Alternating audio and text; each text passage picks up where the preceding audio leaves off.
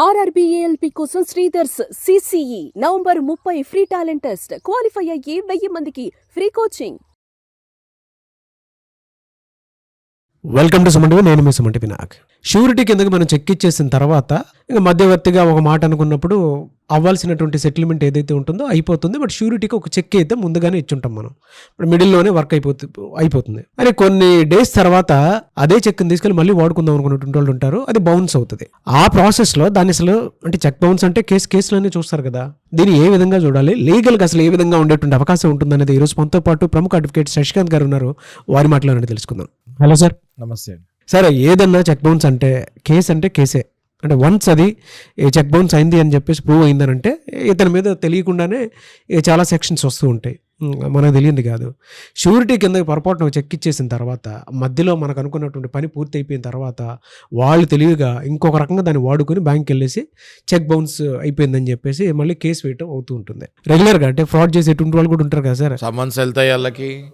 దీన్ని ఎట్లా హ్యాండిల్ చేయాలి సార్ అసలు? ఇది ఒకసారి చెక్ బౌన్స్ అంటే చాలా సీరియస్ కేసు అండి నారాజ్ గారు. అది చెక్ బౌన్స్ అయింది అంటే ఆ చెక్ ఆయన దగ్గర ఉంది అంటే మరి ఈయనకు తెలియకుండా చెక్ అవుతే అక్కడికి వెళ్ళదు. షూరిటీ అనండి ఏవైనా అన్నీ అండి బోల్డ్ స్టోరీలు చెప్తారు. చెక్లు ఇచ్చిన వాళ్ళు కూడా అప్పుడప్పుడు బోల్డ్ స్టోరీలు చెప్తారు. నేను ఇచ్చాను చెక్కు, నాకు వెనక్కి లేదు, పోయిందన్నాడు. నువ్వు చెక్ ఇచ్చినప్పుడు దానికి ఒక అర్థం పర్థం ఉంటుంది కదా. నువ్వు ఇవ్వాల్సిన డబ్బులు వెనక్కి తిరిగి ఇచ్చేసినప్పుడు మరి అది చెక్ నువ్వు తీసుకోవాలి కదా.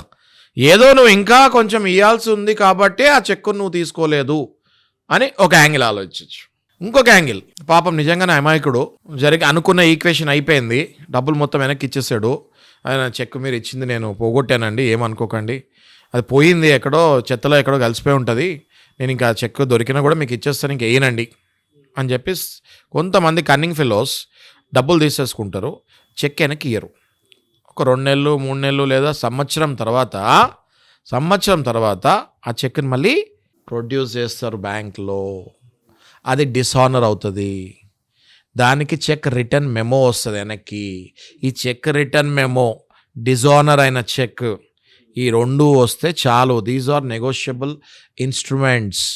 నెగోషియబుల్ ఇన్స్ట్రుమెంట్ యాక్ట్ కింద సెక్షన్ 138 కింద కోర్టుకి వెళ్ళిపోతారు వీళ్ళు. క్వాజీ క్రిమినల్ కేసెస్ అంటారు నాగరాజ్ గారు. క్వాజీ అంటే ఏంటి సార్? క్వాజీ అంటే హాఫ్ అండి, సెమీ అంటే ఒక 50% క్రిమినల్ కేసు అవుతుంది, ఇది ఒక 50% సివిల్ కేసు అవుతుంది. ఓకే. అంటే చెక్ అంటే నెగోషియబుల్ ఇన్స్ట్రుమెంట్ కింద తీసుకుంటారు. అంటే డబ్బు కానీ డబ్బు. మన డబ్బు తీసుకున్నావు తిరిగి ఇవ్వాలి కదా. చెక్ ఇచ్చాను డబ్బులు ఇచ్చినట్టే, రైట్? అప్పుడు ఈ అవతల వ్యక్తి, అరే నేను మొత్తం తిరిగి ఇచ్చేసా కదా నీకు, మళ్ళీ నువ్వు బౌన్స్ చేసావేంటి అని షాక్లో ఉంటాడు. ఆ షాక్లో అలాగే ఉంటాడు. ఆయనకు సమ్మన్స్ వచ్చేస్తాయి, కోర్టుకి వెళ్ళకపోతే నాన్ బెయిలబుల్ వారెంట్ కూడా వస్తుంది, అప్పటికి వెళ్ళకపోతే అరెస్ట్ కూడా అయిపోతాడు ఆ వ్యక్తి. వెంటనే ఆ వ్యక్తి మంచి అడ్వకేట్ దగ్గరికి వెళ్తే జరిగిన విషయం మొత్తం చెప్తే ఆ అడ్వకేట్ కొన్ని అడుగుతాడు ఈయనని, నువ్వు ఎందుకు ఇచ్చావు చెక్ ఇచ్చినప్పుడు డాక్యుమెంట్లు ఏమైనా ఇచ్చావా, ఎక్కడైనా సైన్ చేసావా, మీ ఇద్దరి మధ్యలో ఏదైనా అనుకున్నారా అంటే అప్పుడు ఆయనకు గుర్తొస్తుంది, సార్ కరెక్టే సార్, నేను చెక్ ఇచ్చినప్పుడు ఒక డాక్యుమెంట్ మీద సైన్ చేసుకున్నాము, నేను నీ దగ్గర నుంచి ఒక 20 లక్షలు తీసుకుంటున్నాను, ఈ 20 లక్షలు నీకు ఇచ్చినప్పుడు నా చెక్ నాకు ఇచ్చేసేయాలని ఒక డాక్యుమెంట్ ఉంది సార్, ఆ డాక్యుమెంట్ మీద సైన్ కూడా చేశాను సార్ నేను, ఆయన కూడా సైన్ చేశాడు సార్ అని ఆ డాక్యుమెంట్ తీసుకొని రామని ఆ అడ్వకేటు, ఆ సగటు అడ్వకేటు ఆయనకి చెప్తాం జరుగుతుంది. ఆ డాక్యుమెంట్ తీసుకెళ్ళిన తర్వాత ఆ అడ్వకేటు ఆ డాక్యుమెంట్ని కోర్టులో కనుక ప్రవేశపెడితే ఆ కేసుని ఇమీడియట్గా కొట్టేస్తాం జరుగుతుంది. ఇది తెలియక వాళ్ళది ఇంట్లోనే ఆ డాక్యుమెంట్ ఉంచుకొని, వాళ్ళ ఇంట్లోనే ఎవిడెన్స్ ఉంచుకొని, తెలియక టెన్షన్కి అడ్వకేట్కి సరిగ్గా ఏం చెప్పక, అడ్వకేట్కి లాయర్లకి అని చెప్పాలనేది. అందుకే మీరు ఫస్ట్ అడ్వకేట్ దగ్గరికి వెళ్ళి కూర్చొని జరిగిన సంఘటన మొత్తం చెప్పి, ఇలా జరిగిందంటే అడ్వకేట్ కొన్ని క్వశ్చన్స్లో ఆన్సర్స్ వస్తాయి. అవును, మీ ఇంట్లోనే డాక్యుమెంట్ ఉంది, ఆ డాక్యుమెంట్ తీసుకొని రండి, 20 లక్షలు వెనక్కి ఇచ్చేసినప్పుడు చెక్కి వ్యాలిడిటీ లేదు అని మనం ఒప్పుకొని సైన్ చేసాము, ఇంకెందుకు కేసు నిలబడుతుంది. జడ్జి గారు వెంటనే ఆ కేసును కొట్టేసి, ఈయన ఎవరైతే కేసు వేసాడో ఆయన మీద పరువు నష్టం దావా వేసుకొని ఉల్టా ఆయన దగ్గర నుంచే మీరు civil criminal defamation suit file చేసుకొని డబ్బులు ప్లస్ ఆయన మీద శిక్ష కూడా పడేటట్టు చేయొచ్చు. ఎన్ని ఇయర్స్ ఉంటుంది సార్ అసలు శిక్ష పడేలా వాళ్ళకి కనుక శిక్ష పడితే? డిఫమేషన్ కేసు అన్నది చాలా కాంప్లికేటెడ్ కేసు అండి. అది శిక్ష దాంతో పాటు ఇది కూడా ఉంటుందా? బోత్ ఉంటాయి, ఆర్ అండ్ 2 ఉంటాయి. అంటే డబ్బులు ఇవ్వాలి లేదా శిక్ష పడుతుంది. కొన్ని దాంట్లో డబ్బులు ఇవ్వాలి, శిక్ష కూడా పడుతుంది. Civil and criminal. కొన్ని దాంట్లో క్రిమినల్ డిఫమేషన్, కొన్ని దాంట్లో సివిల్. ఈయన కోపం ఎక్కువ ఉందనుకోండి, క్రిమినల్ డిఫమేషన్ వేస్తాడు, సివిల్ డిఫమేషన్ వేస్తాడు. ఎందుకంటే ఈయన మీద పడ్డ ఛార్జెస్ కూడా క్రిమినల్ ఛార్జెస్ కదా, నాన్ అవైలబుల్ వారెంట్ వచ్చింది కదా, మరి ఆయన పరువు పోయింది కదా సమాజంలో, చాలా మందికి తెలిసిపోతుంది కదా ఈయన మీద చెక్ బౌన్స్ కేసు పడింది అన్నది, right? So that person can take this action. రెగ్యులర్గా మీకు వస్తుంటాయి కాబట్టి డీల్ చేస్తుంటారు కదా సార్?